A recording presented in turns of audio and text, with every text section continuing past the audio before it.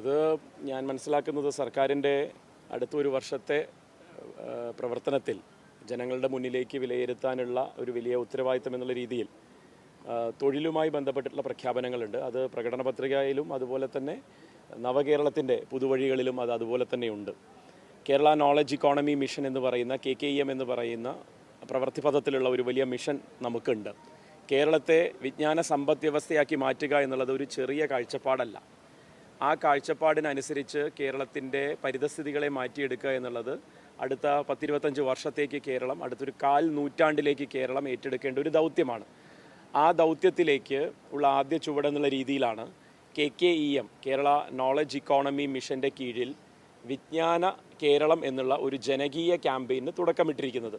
അതിൻ്റെ അടിസ്ഥാനത്തിൽ 3-4 ജില്ലകളിലായി തൊഴിൽ ദാതാക്കളും തൊഴിൽ അന്വേഷകരുമായിട്ടുള്ളവർക്ക് ഉള്ള ഒരു ഏറ്റവും നല്ല രീതിയിലുള്ള ഒരു എൻഗേജ്മെൻറ്റ് ഉണ്ടാക്കിയെടുക്കുക എന്നുള്ള അർത്ഥത്തിൽ ഒരു പക്ഷേ തൊഴിൽ മേഖലയിലേക്ക് എത്തിപ്പെടുന്ന വിദ്യാർത്ഥികൾക്ക് അവർക്കെല്ലാവർക്കും സ്കില്ലിംഗ് എന്ന് പറയുന്ന ഒരു സാധ്യതയിലേക്ക് എത്തുക എന്നുള്ളതിൻ്റെയൊക്കെ ഒരു തുടക്കം എന്നുള്ള രീതിയിൽ ഒരു ജനകീയ ക്യാമ്പയിൻ ആലപ്പുഴയിലും പത്തനംതിട്ടയിലും തൃശ്ശൂരിലും ഒക്കെ അതിൻ്റേതായിട്ടുള്ള രീതിയിൽ നടന്നു. തുടർന്ന് ഇനി 11 ജില്ലകളിലും വളരെ പെട്ടെന്ന് തന്നെ നടത്തിയെടുക്കേണ്ട ഉത്തരവാദിത്തമുണ്ട്. അപ്പോൾ അതുകൊണ്ട് തന്നെയാണ് KDISCന് കീഴിൽ ഇത്തരത്തിലൊരു നിയമനത്തിന് സർക്കാർ മുതിർന്നത് എന്നാണ് ഞാൻ മനസ്സിലാക്കുന്നത്. കഴിഞ്ഞ ദിവസം ആ ഉത്തരവ് ഞാൻ കൈപ്പറ്റുകയുണ്ടായി. നാളെ തിരുവനന്തപുരത്ത് എത്തി അതിൻ്റെ ഉത്തരവാദിത്തങ്ങളിലേക്ക് കടക്കണം. വളരെ ചുരുങ്ങിയ സമയമാണ് ഈ സർക്കാരിന് കീഴിൽ, 1 വർഷത്തോളം മാത്രമാണ് നമുക്ക് ലഭിക്കുന്നത്.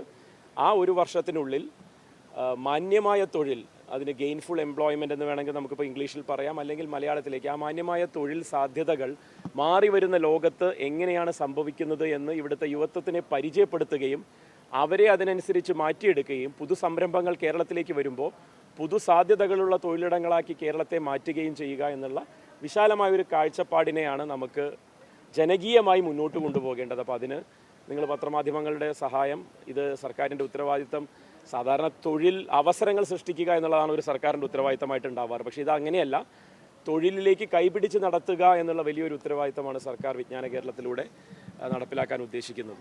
ഈ 80,000 രൂപ ശമ്പളത്തിൽ താങ്കളെ നിയമിച്ചപ്പോൾ പ്രധാനമായിട്ടുള്ള ആക്ഷേപം ഒരു പരീക്ഷയും എഴുതാതെ താങ്കൾക്ക് ഒരു പദവി കിട്ടി എന്നുള്ളതാണ്. അത് ഞാൻ വ്യക്തിപരമായിട്ടുള്ള ഒരു ആക്ഷേപത്തിനുള്ള മറുപടിയായിട്ടൊന്നും പറയാൻ ആഗ്രഹിക്കുന്നില്ല ഈ വിഷയത്തിൽ.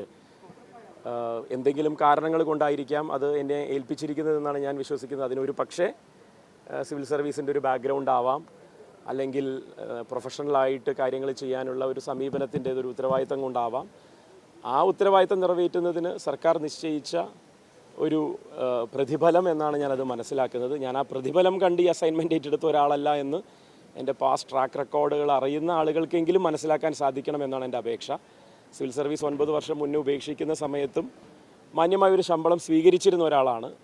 ജീവിക്കാനുള്ളൊരു ശമ്പളം കൈപ്പറ്റുന്നു എന്നുള്ളതിനപ്പുറത്തേക്ക് 80,000 രൂപയെ പർവ്വതീകരിച്ച് കാണുന്നതിനോ കാണിക്കുന്നതിനോ പുറകിലുള്ള അജണ്ട സർക്കാരിൻ്റെ ഈ ഉദ്യമത്തെ വില കുറച്ച് കാണിപ്പിക്കുക എന്നുള്ളത് തന്നെയാണ്. അതെന്തായാലും 1 വർഷം കഴിയുമ്പോൾ അത്തരത്തിലായിരിക്കില്ല ജനങ്ങളുടെ വിലയിരുത്തൽ എന്ന് ഉറപ്പാക്കലാണ് ഞാൻ ഈ ദൗത്യത്തിലൂടെ ഏറ്റെടുക്കുന്ന എൻ്റേതായിട്ടുള്ളൊരു മിഷൻ. ഈ 1 വർഷമേ ഉള്ളൂ എന്ന് പറയുന്നതിനപ്പുറത്തേക്ക് വീണ്ടും ഒരു 5 വർഷം കൂടി തുടരാൻ കഴിയുമെന്നുള്ളൊരു പ്രതീക്ഷ തന്നെയാണ് അല്ലേ?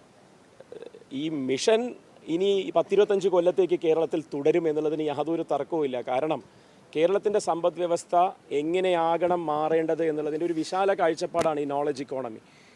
10-25 വർഷങ്ങൾക്കപ്പുറം ലോകം കേരളത്തെ ചൂണ്ടിപ്പറയും, ഇതുപോലെ ആയിരിക്കണം പ്രാദേശികമായി തൊഴിൽ സംരംഭങ്ങൾ ഉണ്ടാക്കിയെടുക്കേണ്ടത് എന്നുള്ളതിനൊക്കെയുള്ള മാതൃകയായി. നമ്മൾ എങ്ങനെയാണോ പണ്ട് സിംഗപ്പൂരിനെ പറഞ്ഞത്, ഇപ്പോൾ ഗൾഫ് മേഖലയിലുള്ള സൗദിയെയും പണ്ട് ദുബായിയും അബുദാബിയെയും പറഞ്ഞത്, അതിനൊക്കെ ഉപരിയായി എല്ലാ കാലത്തും അമേരിക്കയെ പറ്റി ഡ്രീം ഡെസ്റ്റിനേഷൻ എന്ന് പറയുന്നത്, യൂറോപ്പിനെ പറ്റി പറയുന്നത്, അത് മാറണം. അത് മാറ്റിയെടുക്കാൻ 2.5 പതിറ്റാണ്ട്, 25 കൊല്ലം, 1/4 നൂറ്റാണ്ട് എന്നുള്ളൊരു കാലയളവിലേക്ക് ഒരു സർക്കാരിൻ്റെ കമ്മിറ്റ്മെൻറ്റാണ്.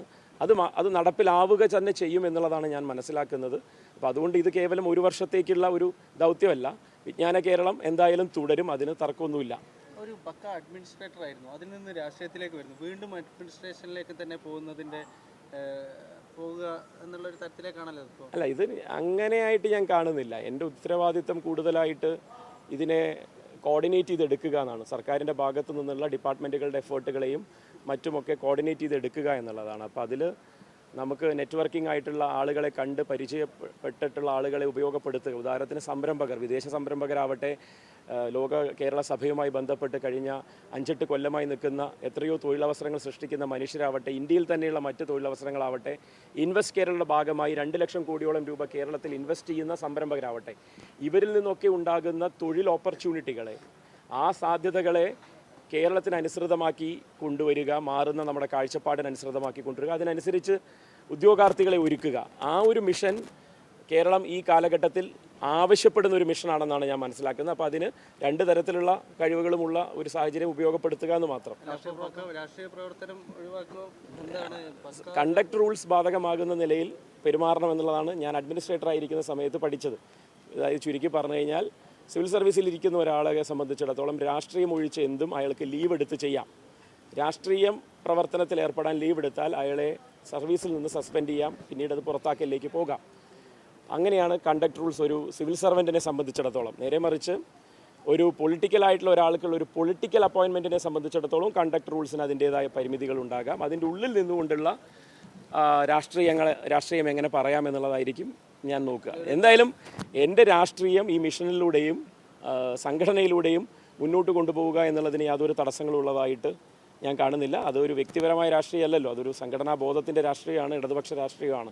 ഒരു 6 മാസം മുൻപ് വരെ പിൻവാതിൽ നിയമനത്തെയൊക്കെ തന്നെ വലിയ തോതിൽ വിമർശിച്ചിരുന്ന ഒരാളാണ് പി. സരിൻ. ഇതൊരു പിൻവാതിൽ നിയമനമല്ല എന്ന് കോൺഗ്രസ്സുകാരെങ്കിലും ബോധ്യപ്പെടുത്താൻ എന്താണ് പറയുന്നത്? അത് ശരി. അപ്പോൾ അങ്ങനെയും അതിനൊരു അലിഗേഷൻ ഉണ്ട് എന്നുള്ളത് ഞാൻ അറിഞ്ഞില്ല. ഞാൻ മനസ്സിലാക്കുന്നത്, ഏതെങ്കിലും ഒരാൾ ഏറ്റെടുക്കേണ്ട ഒരു ചുമതലയിൽ പ്രത്യേകമായിട്ടുള്ള ഒരാളെ കണ്ടെത്തി അത് അപ്പോയിൻ്റ് ചെയ്തു എന്നുള്ളതാണ്. അത് ഞാനല്ലെങ്കിൽ മറ്റൊരാൾ നടത്തേണ്ടുന്ന ഒരു ഉത്തരവാദിത്തമാണ്. അത് ആ ഉത്തരവാദിത്തം എന്നിലേക്ക് വന്നതുകൊണ്ട് മാത്രം അത് പിൻവാതിൽ നിയമനമായി വ്യാഖ്യാനിക്കപ്പെടാനുള്ള സാധ്യത ഈ പറഞ്ഞതുപോലെ ഉണ്ട് എന്നുണ്ടെങ്കിൽ, നമ്മൾ ഉത്തരവാദിത്തങ്ങൾ ഇതിപ്പോൾ ഒരു പൊളിറ്റിക്കൽ അപ്പോയിൻമെൻറ്റ് എന്നുള്ള രീതിയിൽ ഏത് തരത്തിലുള്ള ഒരാളെയാണ്, ഒരു ഇൻ്റർവ്യൂ ഒക്കെ നടത്തിയാണ് എന്നെ അപ്പോയിൻ്റ് ചെയ്തിരിക്കുന്നത്. എൻ്റെ ബയോഡാറ്റ ഞാൻ KDISCന് സബ്മിറ്റ് ചെയ്തിരുന്നു. തുടർന്ന് അതുപോലെ തന്നെയുള്ള ആളുകളെയൊക്കെ KDISC ഇതുമായി ബന്ധപ്പെട്ട് പരിഗണിച്ചിട്ടുണ്ടാകാം, അതിൽ നിന്ന് തിരഞ്ഞെടുത്തതാകാമെന്നാണ് ഞാൻ മനസ്സിലാക്കുന്നത്. ഞാൻ അതുകൊണ്ട് തന്നെ ഈ വിഷയത്തിൽ അത്തരത്തിലുള്ള ഒരു ദുരാരോപണത്തിനുള്ള ഒരു ഇടമുണ്ട് എന്ന് ഞാൻ അറിഞ്ഞിരുന്നില്ല. അപ്പോൾ അറിഞ്ഞ സ്ഥിതിക്ക് നമുക്കത് ഈ ഉത്തരവാദിത്തത്തിനോട് നീതി പുലർത്തുന്നതിന് കൂടുതലായിട്ടുള്ള ഒരു കാരണം കൂടിയായി എന്നാണ് ഞാൻ മനസ്സിലാക്കുന്നത്. എന്തായാലും അതിനെ ആ തരത്തിൽ തന്നെ തള്ളിക്കളയുന്നു എന്നുള്ളതാണ്. അതിനെ ഞാൻ ഗൗനിക്കുന്നില്ല എന്നുള്ളതാണ്. കാരണം അങ്ങനെ പറയേണ്ടവർക്ക് അത് പറയാമെന്നുള്ളതിനപ്പുറം ഇവിടുത്തെ മന്ത്രിസഭയുടേതായിട്ടുള്ള ഉത്തരവാദിത്തങ്ങൾ നിറവേറ്റാൻ തിരഞ്ഞെടുക്കപ്പെടുന്ന ഒരു എലക്റ്റഡ് ഗവൺമെൻറ്റിൻ്റെ എക്സിക്യൂട്ടീവ് ആമിലേക്ക് സർവീസിൽ നിന്ന്, PSCയിൽ നിന്ന് ഒക്കെ ആളുകളെ എടുക്കാം. അതുപോലെ തന്നെ ആ എക്സിക്യൂട്ടീവ് ആമിലേക്ക് ഈ തിരഞ്ഞെടുക്കപ്പെട്ട മന്ത്രിസഭയ്ക്ക് തിരഞ്ഞെടുക്കപ്പെട്ട ജനങ്ങൾ കൊടുത്ത മാൻഡേറ്റാണ് ഒരു കാര്യം നടത്തിയെടുക്കാൻ അതിന് പറ്റുന്ന ആളെ ചുമതലപ്പെടുത്തുക എന്ന്. അത്തരം എത്രയോ ചുമതലകൾ സർക്കാരിൻ്റെ ഭാഗമായി സാധാരണഗതിയിൽ പരിഹസിച്ച് പറയുന്നതാണ് ബോർഡ് കോർപ്പറേഷൻ. എനിക്ക് തോന്നുന്നു പൊതുജനങ്ങളിലേക്ക് അതിനെപ്പറ്റിയിട്ടുള്ള ഒരു തെറ്റിദ്ധാരണ മാറ്റാനും കൂടി ഇത് നിമിത്തമാവട്ടെ. കാരണം ഈ ബോർഡും കോർപ്പറേഷനുകളും ഒക്കെ വളരെ മനോഹരമായി കൊണ്ടു നടക്കുന്ന സംസ്ഥാനം തന്നെയാണിത്. അതിനൊരു പൊളിറ്റിക്കൽ കൺവിക്ഷൻ വേണം. അതില്ലാത്തവർ അക്കോമഡേഷന് വേണ്ടി ബോർഡ് കോർപ്പറേഷനുകളെ മാറ്റുന്ന കാലം ഉണ്ടായിരുന്നു, പണ്ട് കാലത്ത് വീതം വെച്ചിരുന്ന കാലമുണ്ടായിരുന്നു. പക്ഷേ അതൊക്കെ ഇടതുപക്ഷത്തിൻ്റെ ഭരണകാലഘട്ടത്തിൽ അങ്ങനെയല്ല. അർഹിക്കപ്പെടുന്നവരാണ് അതിലേക്ക് എത്തുന്നത്, അവർ തന്നെയാണ് അതിനെ പരിഷ്കരിക്കുന്നത്, മാറ്റിയെടുക്കുന്നത്. അതുപോലെയാണ് ഞാൻ ഇതിനെയും കാണുന്നത്.